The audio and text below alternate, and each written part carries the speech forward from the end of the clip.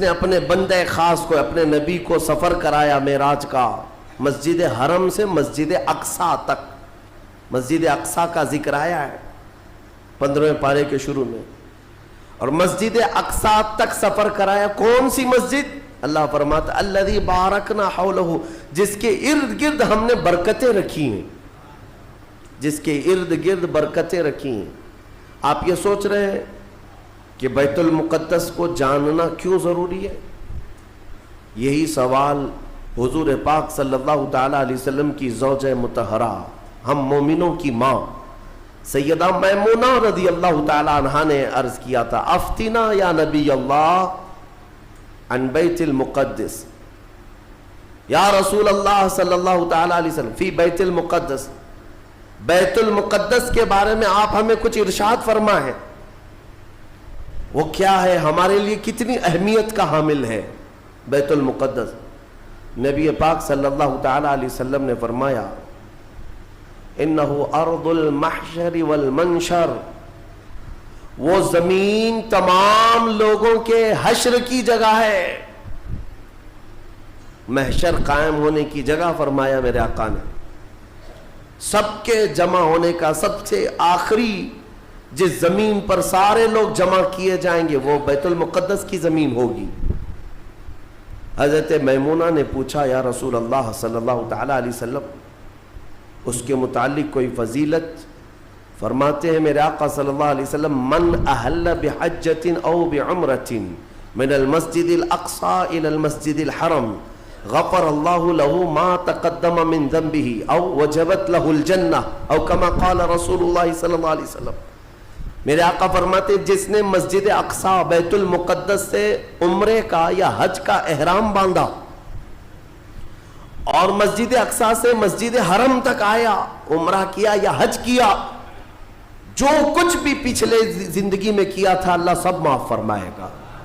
اور روایت میں یہ بھی وجبت لہ الجنہ، اس کے لیے جنت واجب ہو جائے گی. اس سفر کے بارے میں اب سنو، سب کی استطاعت تو نہیں ہے.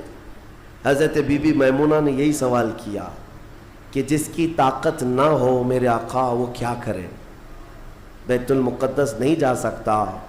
سنو، اگر اس کی اہمیت سارے مسلمانوں کے لیے نہ ہوتی تو میرے آقا صلی اللہ علیہ وسلم یہ نہیں فرماتے وَمَن لَّمْ يَسْتَطِعْ فَلْيَهْدِ زَيْتَهُ.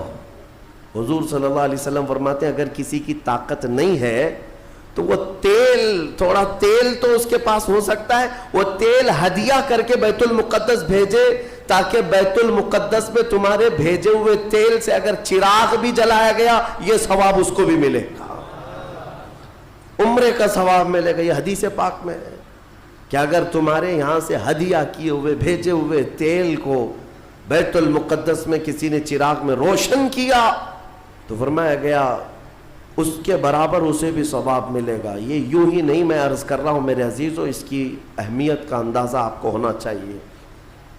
اور قیامت قریب کیسے آئے گی اس کے متعلق بھی حالات یہی میرے آقا نے فرمایا عمران بیت المقدس خراب یثرب وخراب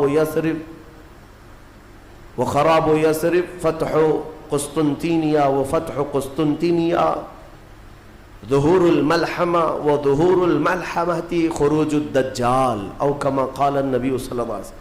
یہ سیدنا معاذ بن جبل رضی اللہ تعالیٰ عنہ سے روایت حدیث ہے. میرے آقا فرماتے ہیں بیت المقدس آباد کر دیا جائے گا اور مدینہ ویران کر دیا جائے گا. مدینے کی ویرانی، بیت المقدس کی آبادی ہوگی. بیت المقدس کے ارد گرد بڑی بڑی عمارتیں بن جائیں گی، آبادیاں بڑھ جائیں گی.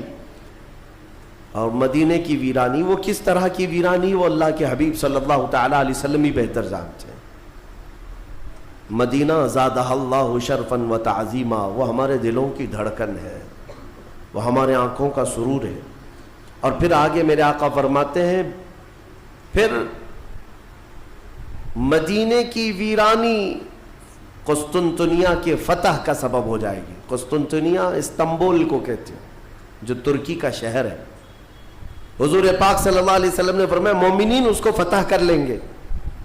اور قسطنطنیہ کا فتح ہونا نہیں بلکہ اس سے پہلے ملحمۃ الکبریٰ ایک بہت بڑی جنگ ہوگی دنیا میں، اس سے بڑی جنگ نہ کبھی پہلے ہوئی تھی نہ بعد میں ہوگی۔ یہ کس کے درمیان؟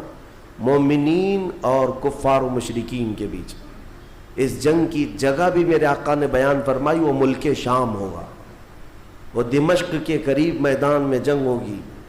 تمہارے خلاف لڑنے والے 80 جھنڈوں کے نیچے آئیں گے اور ہر جھنڈے کے نیچے 12,000 کی فوج ہوگی، یعنی تقریباً 9,60,000 کی فوج صرف مومنین سے لڑنے کے لیے حاضر ہوگی ایک میدان۔ اس میں جو مومنین مسلمان جتنے جائیں گے، وہ کتنی تعداد ہے وہ اللہ بہتر جانے، لیکن میرے آقا نے فرمایا پہلے دن 1/3 حصہ میدان چھوڑ کر بھاگ جائے گا مسلمانوں کا، اور حضور پاک فرماتے ہیں وہ پورے روئے زمین کے سب سے بدترین لوگ ہوں گے، ان کی توبہ کبھی نہیں قبول ہوگی۔ جو میدان چھوڑ کر بھاگ چکے ہوں گے ان کی توبہ کبھی نہیں قبول ہوگی۔ دوسرے دن 1/3 جماعت، 1/3 جماعت مومنین کی شہید ہو جائے گی، سب قتل ہو جائیں گے، اور حضور فرماتے ہیں وہ روئے زمین کے سب سے اعلیٰ قسم کے شہداء ہوں گے، سب سے افضل شہداء ہوں گے۔ اور میرے آقا صلی اللہ علیہ وسلم فرماتے ہیں 1/3 حصہ مسلمانوں کا باقی ہوگا، اللہ رب العزت اسی ٹکڑے کو فتح عظیم عطا فرمائے گا، فتح سے ہمکنار ہوں گے۔